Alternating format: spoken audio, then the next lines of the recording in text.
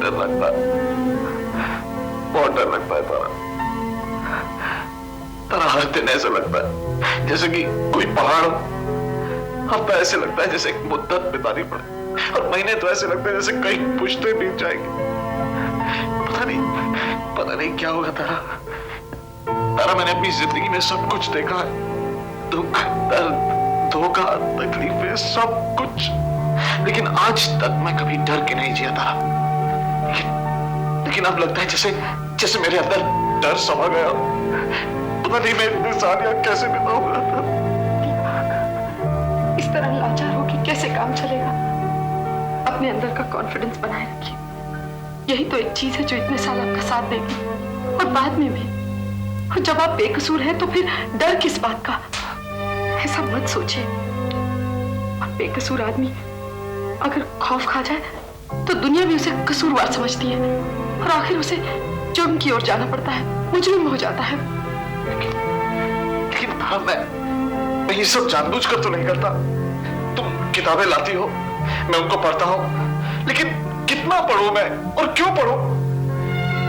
पहले मैं पढ़ता था जो कुछ, वो अपनी जिंदगी में उतारने की कोशिश करता था, लेकिन अब मेरी जिंदगी अपनी नहीं है। तरह तरह के ख्याल आते हैं दिमाग में, नए नए आइडियाज, अजीब अजीब तस्वीरें बनती हैं, लेकिन सब वो सारी इस चार दीवारी में घुट जाती है। जब भी मैं पढ़ता हूँ, जितना मैं पढ़ता हूँ, मैं और ज्यादा कुड़ता हूँ, और ज्यादा फ्रस्ट्रेट होता जाता हूँ। नहीं दीपक, प्लीज इस तरह मत सोचिए। जो कुछ पढ़ने में आता उसे अपने अंदर इकट्ठा कीजिए, बाद के लिए। इस तरह नेगेटिवली सोचने की जरूरत क्या है? और जानते हैं, अगर आप नहीं पढ़ेंगे तो क्या होगा? बाहर की दुनिया बदलती रहेगी और आप यहाँ उससे बेखबर रहेंगे। और एक दिन जब बाहर आएंगे तो अपने आप को एडजस्ट नहीं कर पाएंगे, समझ नहीं पाएंगे दुनिया को। कम से कम इन किताबों और मैगजीन के जरिए आपका बाहर की दुनिया से एक लिंक तो बना हुआ है। और वैसे भी अब आप ज्यादा दिन तो यहाँ रहने वाले नहीं हैं। मैंने सुप्रीम कोर्ट में अप्लाई किया है, कम से कम जमानत पे तो छूट ही जाएंगे। रहने दो तारा, प्लीज रहने दो। झूठी तसल्ली मत दो मुझे, प्लीज मत दो। जब भी आती हो यही कहती हो कि मुझे बाहर निकालने का एक और रास्ता नजर आ गया है तुम्हें। झूठी आशा बनाकर चली जाती हो, और मैं इमेजिन करने लगता हूँ कि मैं बाहर निकलूंगा तो मैं ये करूंगा, मैं वो करूंगा, मैं किस तरह लोगों को यकीन दिलाऊंगा कि मैंने कोई गुनाह नहीं किया।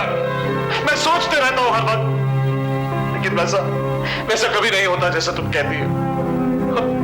और मैं टूट जाता होता, मैं खुद ही को बेवकूफ समझता हूँ, कहता हूँ अपने आप से कि सच्चाई पर यकीन कर कि तू इस कैद खाने में बंद रहेगा। प्लीज तारा, प्लीज, जो भी मुझसे सच कहो, ताकि मैं सच्चाई को मान सकूं। I mean it.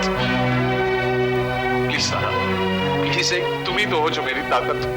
मैं तुम्ही पे यकीन करता हूं, पर अगर तुम ही झूठ बोलोगी तो मेरा यकीन टूट जाएगा। ऐसा मत करो तारा, प्लीज ऐसा मत करो। और वैसे भी पता नहीं क्यों मुझे आजकल ऐसा लगता है कि तुम मुझसे कुछ छुपा रही हो। तारा, क्या वाकई ऐसी कोई बात है जो तुम मुझे नहीं बता रही हो?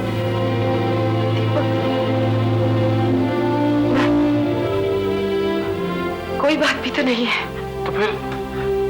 तो फिर ऐसा क्यों लगता है मुझे? कुछ तो है तारा।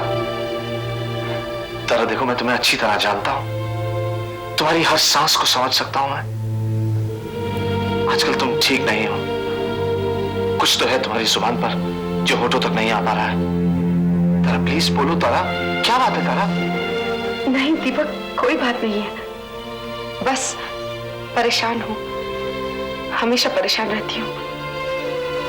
जब आपसे दूर होती हूँ तो मन में हजार बातें आती हैं जो आपसे कहना चाहती हूँ, और मिलते ही सब भूल जाती हूँ, बस सोचती रह जाती हूँ। दीपक, I love you very much. I too, Tara. I love you too. I love you.